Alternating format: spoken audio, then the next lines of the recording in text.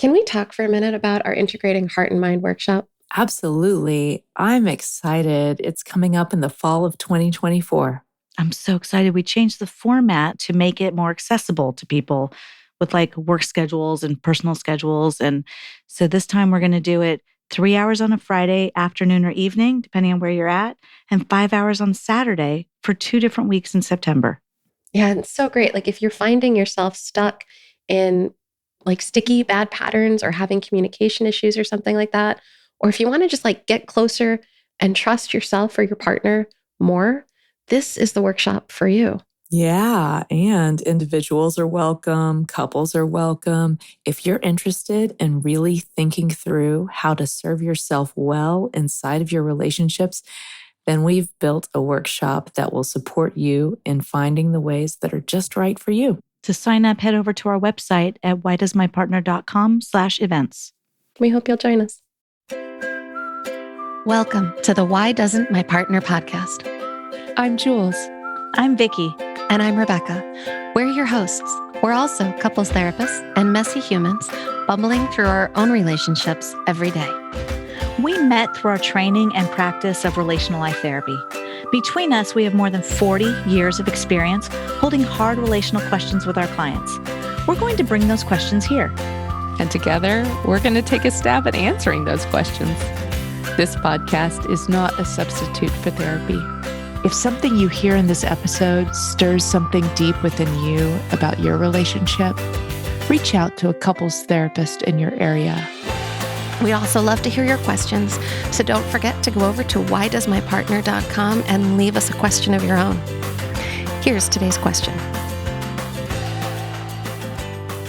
Why does my partner shut down and withdraw when big feelings are present?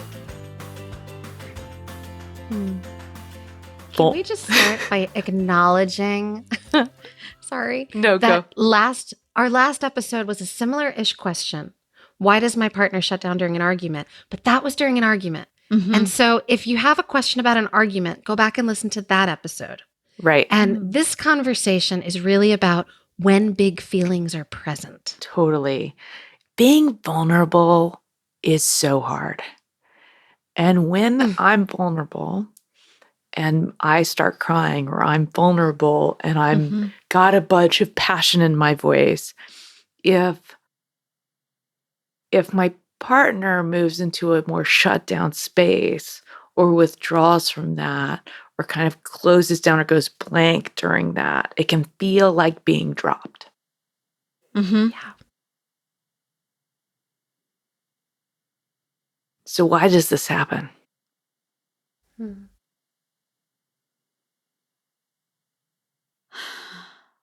So my first easy superficial answer is childhood trauma, and I don't like the way that sounds. So I want to go deeper. That's why I'm pausing with that. Because the next layer I would think of is because it wasn't safe in their, I don't know why I want to say he, because I assume it's a female caller in, but there are women who shut down too. I know, right? Like I know. There are. And I have them in my sessions. Yes. Oh, and say that out loud. Yeah, I'm pointing to myself. I didn't want there to are women that shut down. I didn't want to out her, so I'm pointing to me. Because vulnerability and big feelings weren't allowed in their childhood. So that's all they know to do is shut down. Yeah. So sometimes in the face of a big feeling. Well, and there's something you've said before, Vicky, around, wait a second, is this like a lot about trauma? Are a bunch of our questions about trauma? Here's a secret answer. Yes. Yeah. Yes. Or if you don't like the word trauma, early learnings. Speaking of early learnings, can I take us somewhere with this? Please do. All right. Because this, ever since I read this, like it's really been rippling through me in a lot of different ways.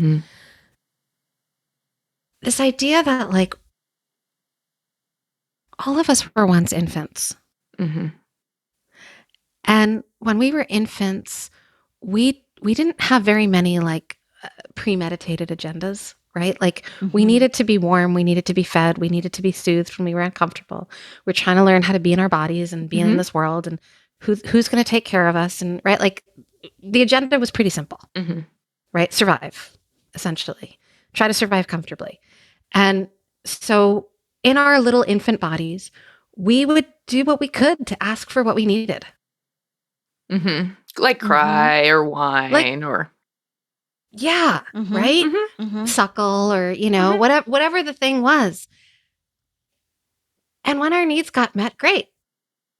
And when our needs didn't get met so good, we eventually learned to shut down. Yeah. We learned that those needs wouldn't be tended to. And so why do we shut down now as adults? Because that's what you do when a big feeling is present. When nobody's there to help you with it. Yeah, and you know what I'm thinking or when you of? just feel alone in the world. Totally. Well, and so if I have a big feeling in my own body, I might shut down when that's present from this space. I'm also thinking about it on the receiving end. So if my partner or my friend, whatever it is, has a really huge feeling and I shut down, why might that be happening? So I'm thinking about this and thinking, well, a lot of this has to do with what I'm supposed to do. I'm doing air quotes when people are in distress. So like sometimes I have a mandate to fix it. Like I think if I can solve things for people, if I can be the big kahuna that shows up and is the savior of all, then I will be worthy in this world and needed more and stuff. And so maybe I try to show up, but then if it doesn't work and the big feeling is still present, I freak out and shut down. Or, oh no, I don't know how to fix it. So I'll shut down right there at the front end because I don't actually know what to do with this big feeling. Or it could be like, oh, if you're having a big feeling, that marks me as a failure somehow. So like if you're having a big feeling, especially one that's more on the unpleasant side, then that means I failed you as a partner. And now I'm going to go into shame.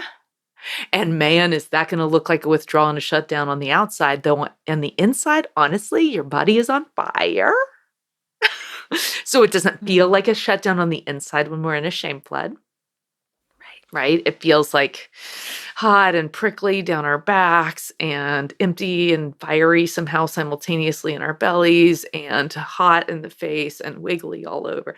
But it may on the outside, totally. And on the outside, it actually looks like somebody not making eye contact and collapsed in the chest and withdrawn, right? So I'm thinking about how this might show up in relationships on both sides. When I have a big feeling, do I shut down? When my partner has a big feeling, do I shut down? Right. And if I'm on the receiving end of that shutdown, how does that land? Especially if in my partnership, I'm actually pretty decent with big feeling. It doesn't freak me out that much. So then I'm going to make up a story. So let's imagine this. It's not real, is it? I'm kidding. This is totally real. So I'm actually pretty decent with big feeling. Not that I've never dissociated, not that I don't shut down. I absolutely do. I've talked to you guys about the fact that I shut down. And it doesn't tend to be around this. If somebody has a big feeling in front of me, if I have a big feeling, I actually can talk through sobs without breaking stride. I have no idea how I do it. My capacity for big feelings is actually quite large. So if my partner shuts down, used to be I would tell myself a story, well, he doesn't care about what's happening. But that was never actually what was going on. Or if he shut down, oh, I'm too much. There's the story I make him. I'm too much for him. I'm always going to be too much for him. It's not going to work, right? So I might tell myself a story. So if you're a person who maybe is on the side of the big feeling world where actually you're pretty cool with people showing you big feeling, you're pretty cool with yourself having big feeling, and there's silence on the other side, or there's a little bit of withdrawal on the other side, just know, okay, you're now going to make up a story. And you're not going to stop yourself from doing that. You will not. Your brain is a meaning-making machine. That is what it is supposed to do. I hate calling brains machines. That's not really that true. A meaning-making organism. Organ. And this meaning-making organism is now going to create a meaning. La-di-da. And that's what it does. Right? And so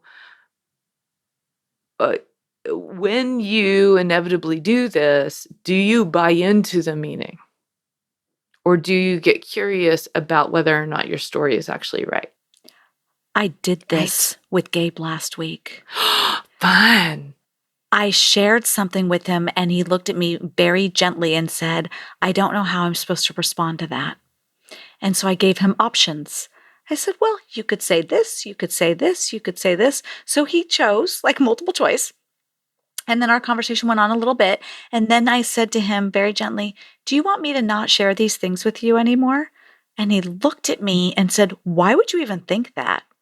And I said, well, because a couple of times you've said, I don't know how to respond to this. And so the story in my head is that you don't want to hear it anymore. He goes, no, I want you to. I just really don't know how to respond. He goes, I literally was asking, because I use the term all the time of the script. He goes, no, I really was asking you for the script. And I said, okay, keep doing that, because I didn't mind giving you the script. But that was a story in my head. He doesn't want to hear this anymore. That's why he's saying he doesn't know how to respond, because he's kind of done with these conversations. That was a story in my head. Yeah, but it And wasn't was true. It wasn't true. Isn't this amazing to check it out?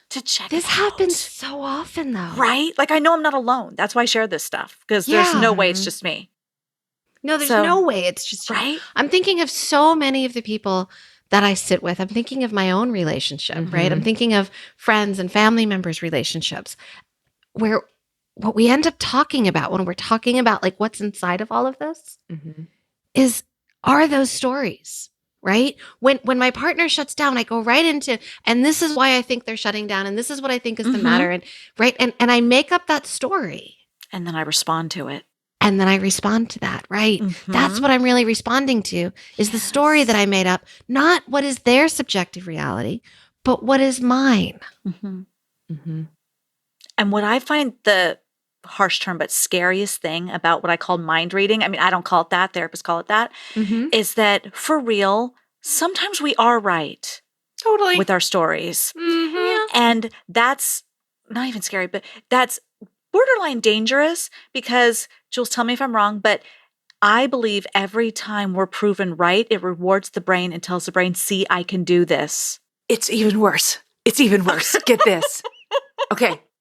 The most sure way to make a behavior continue in any animal is to give random positive feedback.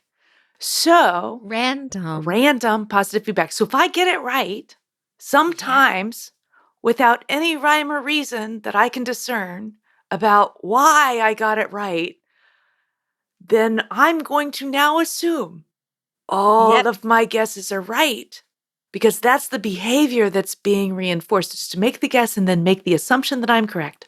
And because that has been randomly proven true, I will never stop that behavior. Right. Oh my God. Unless I choose to do something about it. Oh, yeah. Like righter than you could have ever even known. Right. So I tell my clients, like, yes, sometimes you're going to be right, but just keep in mind it's still mind reading, and you still need to, with curiosity, check it out. Well, like you don't have to. Well, not every time. But here's the thing. If you choose not to, and you choose to believe a harsh story, that's going to make this night go badly. So you have a choice. Right. You're choosing, Yeah, I really want to support people. Like, you're not trapped in any of this. You have a choice, moment to moment, not in whether or not your mind is going to make up a meaning. It's an organism that makes up meaning. That's what it's going to do. You do have the choice, though, how you respond to the meaning that's created.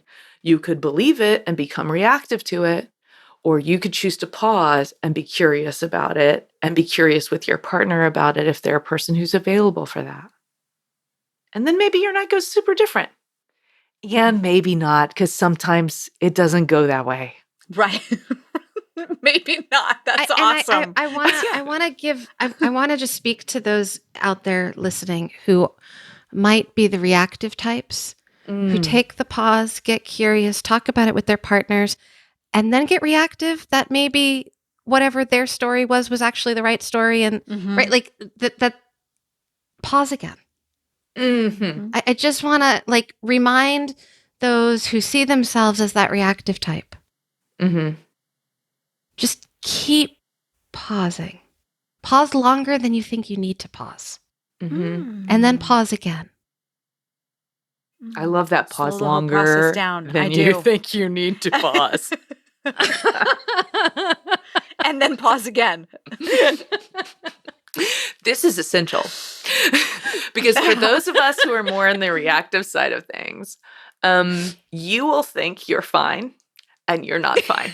You're not fine. You're not fine. You're not fine. No. I don't even think of myself as reactive, and I'm not fine even when I think I'm fine. So I've come back to him days later and been like, I really thought I was in my integrated brain, and I really wasn't. He was like, oh, I could have told you that. And I said, okay, well, if you knew I wasn't, you should have taken a time out. He goes, no. In the moment, I didn't realize it, but now looking back, just like you, I can see where you were at. So, but like, I really did think that I was totally there in my integrated brain, and nope, not at all. Nope. So it happens. Happens to the best of us. Amen. Because I work at this, right? Like I really do work at this, and Yeah. I don't always hit it. Oh gosh, I think it's a work forever. Mm-hmm. It's part of the gift of being with you guys and doing this is that every single time we make one of these recordings, I get a little bit better at my own practice. So cheers for that. Mm-hmm. Oh, yeah. Mm-hmm. Moment by moment, day beautiful. by day. Yeah. Mm-hmm. All right, let's leave it there. Yeah. Thanks so much, everyone, for Yeah. joining us for the mini-series. We'll be back with season 3 in April. Yeah. Season 3. Late Season April. Oh my gosh. We'll see you guys late in the spring. Looking forward to it. Bye-bye. Take care. Love each other best you can, guys.